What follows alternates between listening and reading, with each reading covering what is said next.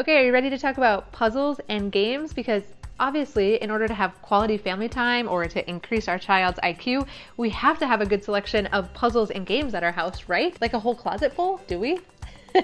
I'll just tell you what's been working in our house coming up next.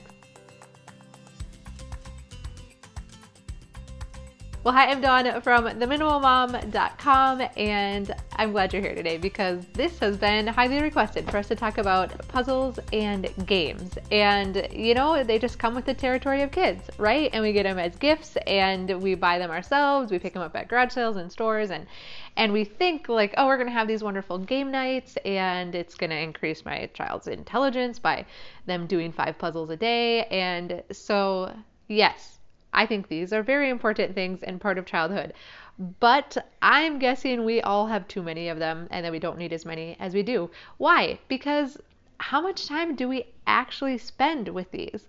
And when my kids are at home, I don't want them to feel stressed out by having 50 puzzles to choose from. I want them to be able to easily select one, do the puzzle, be able to clean it up by themselves and put it back again. And so we have significantly cut down on the number of puzzles and games that we have. And so our kids are a little bit older now. They're ages 4 through 9. So we've gone away from now like the board style puzzles. We had those when they were little, but really you only need a handful of them. Kids don't mind doing the same puzzles over and over again. And I know some people will disagree with me on that, but in my experience, they are perfectly content to still be doing the same puzzles. It doesn't mean we're not going to find new puzzles when we go to the library or the doctor's office or the dentist's office or over at a friend's house. So they still have opportunities to do other puzzles. And yes, they'll probably still get them as gifts or different things like that. So you might find yourself with new puzzles coming in and then you get rid of some of the old ones. And so our child's toy selection doesn't ever stay static for that long, at least not at our house. So I don't think you have to worry about it, especially with Christmas coming up. I would say no matter what the age of your kids or the style of puzzles that you have now, 5, 6 puzzles is enough for our 4 kids, maybe up to 10, but definitely don't feel like you have to have a full closet or cabinet full of them. What about board games? So I mentioned that book, The 5 Languages for Kids. Tom and I are going to do a video on that coming up soon. And so I do still highly recommend it. And I've talked about this before, but our oldest child's love language is hands down quality time. And so she had started asking if after dinner some nights if we could play a game. So one of the things that we found that has been the easiest, especially on a weeknight, is card games. And so we have just been, using a regular deck of cards to be playing Go Fish and Crazy Eights. We also got this game, Smack It, off of Amazon. The kids love it. It's not Tom and I's favorite, but it works for the whole age range of kids in our family, and it is fun. But here's what I like about card games is look how little space this takes up. We have these other games, and I do like this game too, so I will recommend this game too. Like Rummy Cube, like you can just hear the pieces moving around in there, right? What happens if the kids pull this out of our closet that we keep the games in upstairs?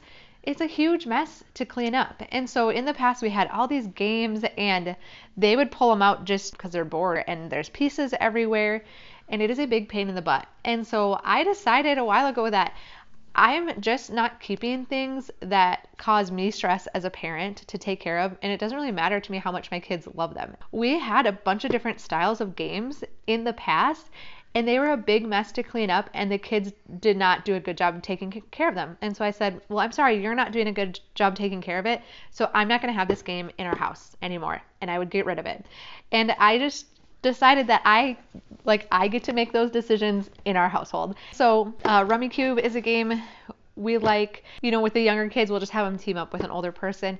Also, my other favorite board game that we have and that we play a lot is Sequence for Kids. And so that would be one that I recommend. You're going to see some of these games come up in my Christmas gifts video. So spoiler alert, you're going to see some of these again. But really, I think card games, they don't take up much room to store them. We can take them with us. Like we took it with us when we went to visit my grandma. She loves playing cards. We can take it with us to a cabin or a hotel. Smack It is one we like. Spot It, super fun. Uno, Phase 10, Go Fish, Crazy 8. Blink is another one that our family really likes. So I'll put links to these games down below. But here's what I would recommend. So if maybe you have a full cabinet of games in your house, if you play them all, then keep them. If you have room to store them, keep them.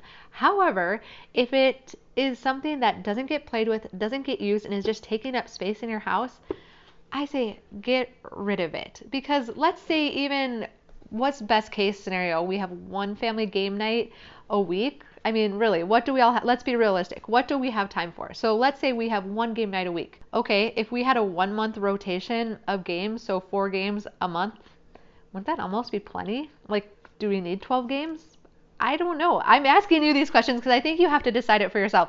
I decided that Rummy Cube and Sequence for kids are the games we're keeping, and I got rid of all of the rest. And then, like I said, we have about 5 to 7 card games. And really, for us right now, this has been plenty, and we're playing games a few nights a week just because we have the space right now. So I think you could pare down the games and the puzzles, have some more space in your house, and have less decision fatigue. Remember, we've been talking about that decision fatigue for yourself and for your kids when you're trying to decide what to play. And then if you do feel like your collection is lacking, of course, games and puzzles make great gifts, so your kids could easily ask for new games for, you know, birthdays and Christmas. So that's just my thoughts around games and puzzles. I think in our perfect, you know, mind, we have all these wonderful game nights and we make popcorn and we sit around and we play and everyone laughs. Realistically, like what happens at our house, especially like with these card games, it has been like huge, like character development going on. Like the kids are fighting, they're cheating, they are not being good sports when they lose. And so it's been like really good, but it's been quite interesting what, you know, a card game can bring out in the kids and in Tom and I as well. And so I hope this helps a little bit. I hope you have great family nights with your kids. I think even older kids, they might be like, oh, that's lame, I don't want to play, you know, whatever. Have game nights with your kids no matter what age they are. They'll think it's lame, they might grumble about it, but I think you'll have some really good connection time during it. So this is the 13th installment in our toy series. I know, there's more too. There's tub toys, there's baby toys, there's toy storage, so we have more. But we are going to take a break and talk more about Christmas, so be sure to subscribe so you don't miss any of the upcoming toy videos or Christmas videos. We'll talk more about Christmas gift ideas, planning for Christmas, how we keep it organized, all of that. So that's coming up, so be sure to subscribe. A thumbs up is a great compliment. Follow on Instagram. I love to visit with you over there. And again, I'll put links to all of these games and everything down below. Oh, and I almost forgot, Minnesota Mama on YouTube, she used the 20-minute toy declutter method at her house, and so she has a video on it. So if you want to kind of see it in action, I'll put a link to that video down below.